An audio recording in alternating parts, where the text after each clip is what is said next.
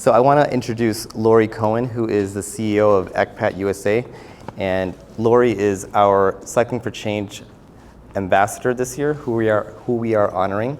And an ambassador is somebody that we have picked out who champions our mission and our cause of fighting human trafficking.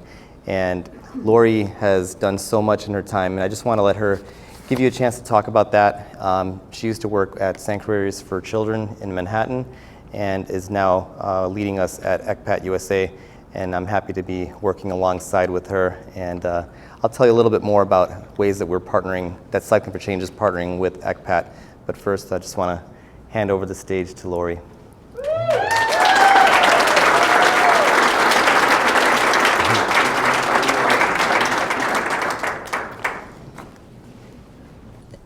Thank you so much, Santosh, and everyone for joining us. I'm so honored to be here tonight as CEO of ECPAT-USA, but also as the ambassador for Cycling for Change.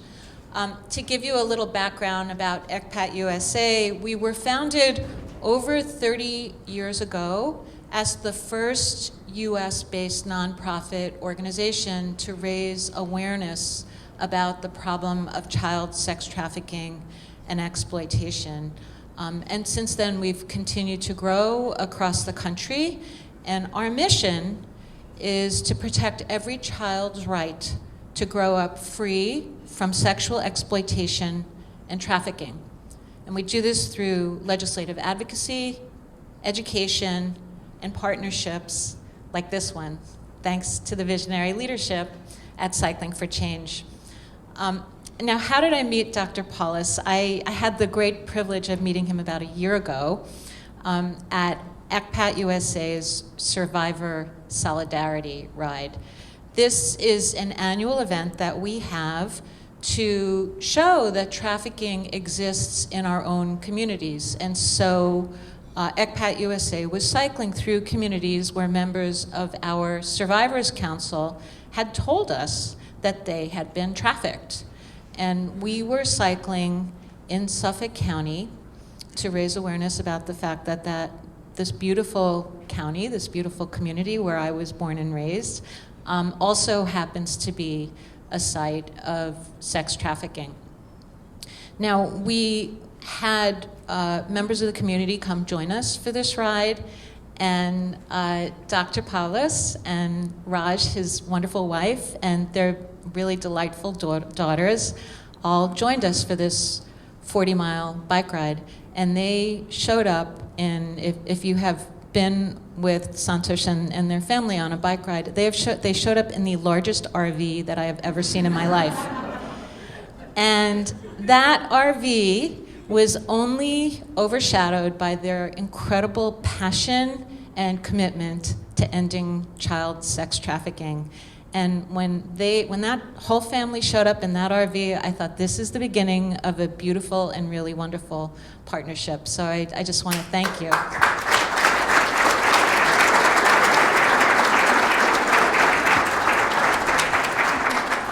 So that was Memorial Day last year. Since then, we've been really thrilled to partner with Santosh, not only through Cycling for Change, but also with his work as the Senior Program Director of the Human Trafficking Heart Program at Northwell Health, and I'm really proud to say, as a member of ECPAT-USA's Board of Directors.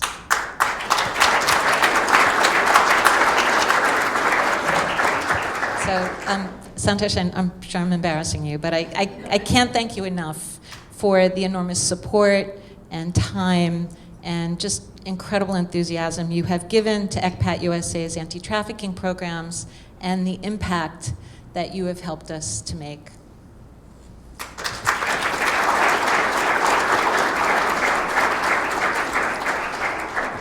So when ECPAT-USA was formed in 1991, as a member of the ECPAT International Network, which is a network of similarly named anti-trafficking organizations that exists in over 100 countries around the globe, in the United States, very few people knew that this problem existed here.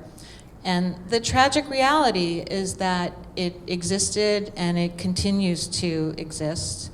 And ECPAT-USA tries to raise awareness about this issue and offer prevention strategies through 3 mechanisms: through legislative advocacy, through a youth education program, and through private sector engagement. So in our legislative advocacy, we've been advocating for policies that ensure that children who are bought and sold for sex are being given protective services. Now, you would think that this was obvious, but until fairly recently, children who were trapped in prostitution were being arrested for prostitution and not being given services. So ECPAT-USA was part of a coalition that advocated in New York State to create what were called safe harbor programs, and these programs now have been implemented across the country. So we've been very involved in ensuring that kids are protected.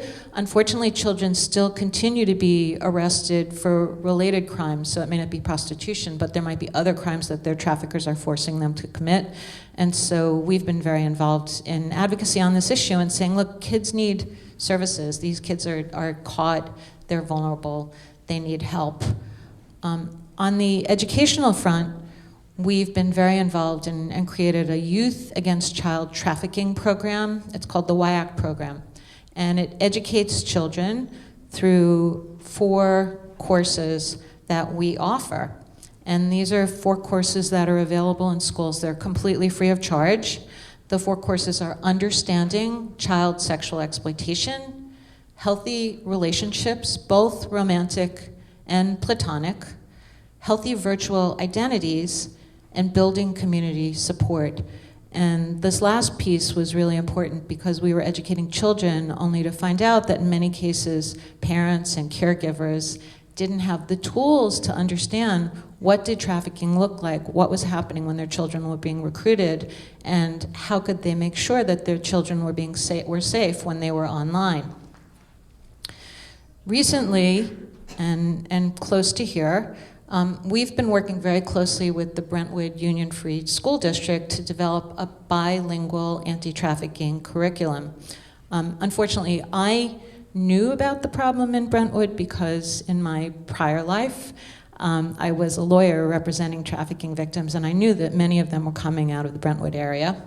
So we developed teacher-staff training, interactive student workshops. We were engaging with parents, guardians, and families.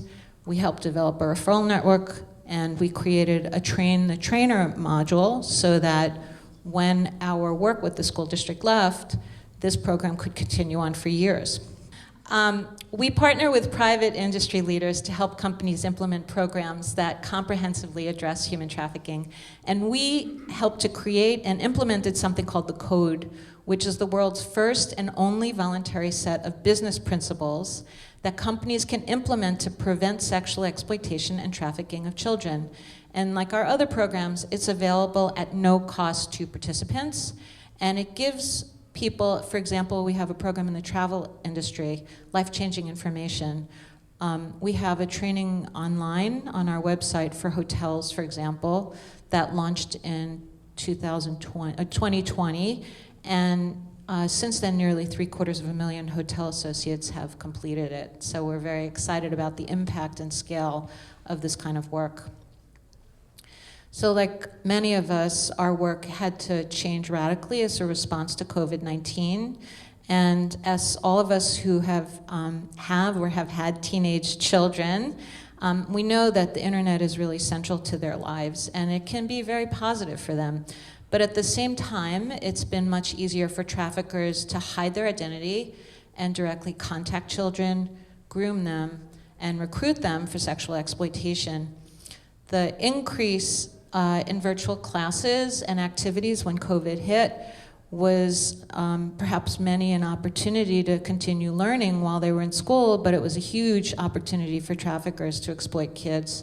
And from January to December of 2020, the National Center for Missing and Exploited Children experienced a 97.5% increase in online enticement reports compared to the same time period as in 2019. I'm just going to say that one more time so you understand this. 97.5% increase in child enticement reports.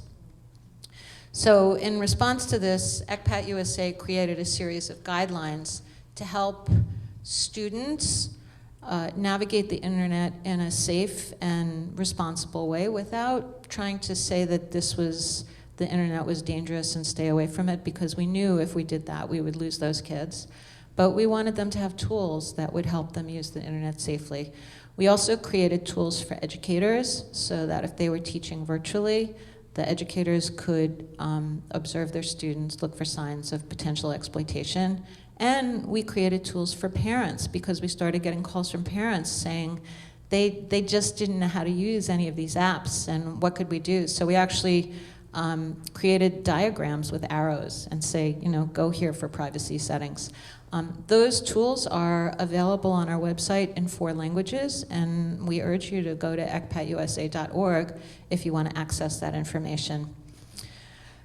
So I just, today has been a really spectacular day, and I'm so honored and excited to be here with all of you. The one thing I have been thinking about the whole day was as we pulled into the parking lot, I received a notice that one of my former clients died today. She was a sex trafficking survivor who came to this country from abroad, and I'll call her by the name that she was known by professionally, which is Señora Dulce, which is Miss Sweet. And she was a baker in her home country, and she came to the US looking actually to buy bakery equipment and didn't have the money to pay for the equipment, and somebody offered her a job in a local spa and said working in a spa, she just needed to give a massage and that would be fine, and she could earn the money and then get the money for the baking equipment and go home to her family. And instead she was held prisoner and she was raped until the police raided the spa and arrested her, and she was eventually referred to me for services, and we realized she'd been trafficked. And with those services she was able to reunite with her family. She was able to get legal status. We were able to initiate an investigation against the traffickers and really build a life for herself. But it took a lot of support. It took a lot of care. And it took a community really to help rebuild this family and rebuild her life. And sadly, we lost her to cancer this morning, but when I heard from her children, they were so grateful that efforts like these of people coming together and recognizing this issue, not letting this woman stay as someone who was charged with a crime and incarcerated, but actually helping her get released and get services and move ahead for her life. It's real. This is not fiction. This is not something in the movies. This is not something we see on TV. This is happening in our communities. And I just want to thank all of you today. And really, I'd like to dedicate the award tonight to the memory of Señora Dulce and to other brave women and children like her who deserve respect and dignity and kindness. So I want to thank you all so much. And again, Santosh, thank you so much, and thank you for Cycling for Change.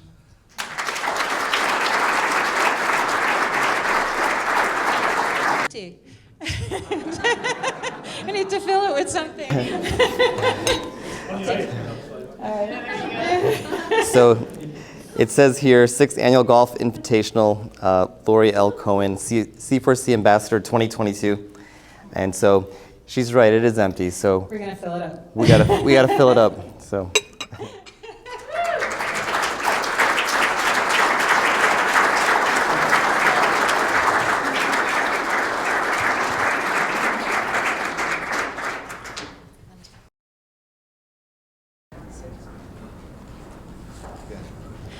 Thank you so much. Yeah, I'm really excited to fill the tip jar. So I'll leave it open if anybody's interested in adding to it. It's fine. Yeah, thank you. I want to thank you so much. This is a really lovely, lovely opportunity. As I mentioned in my remarks, ECPAT-USA has a Survivors Council, so I no longer have clients, but some of my former clients and actually other survivors elsewhere form our Survivors Council, which functions as our think tank. So I mentioned our advocacy, our educational work, and our private sector partnerships. All of that work is informed by our survivors. So it's not a group of disconnected individuals making ideas about what should or shouldn't be taught. These are really the knowledge is being given to us by the people who are the true experts. So this support, which I'm so grateful for, is going to actually support our Survivors Council. We pay them for their time. Many anti-trafficking organizations, and if you're interested in this work, it's always good to ask. Many anti-trafficking organizations work with survivors but don't pay them. And given that these are people who have been exploited in various ways, we want to make sure that they're being paid and paid in a way that acknowledges their expertise and the value that they bring to our work. So this will help support the Survivors Council and also skills building. Some of the survivors really want to tell their story, but they're not comfortable standing up in a room. They really want to testify at Congress, but they have stage fright. So this will also allow us to bring in trainers and experts to work with them to help hone their skills so that they can come and serve as really powerful advocates. And so I want to thank you so much, and Northwell and Cycling for Change.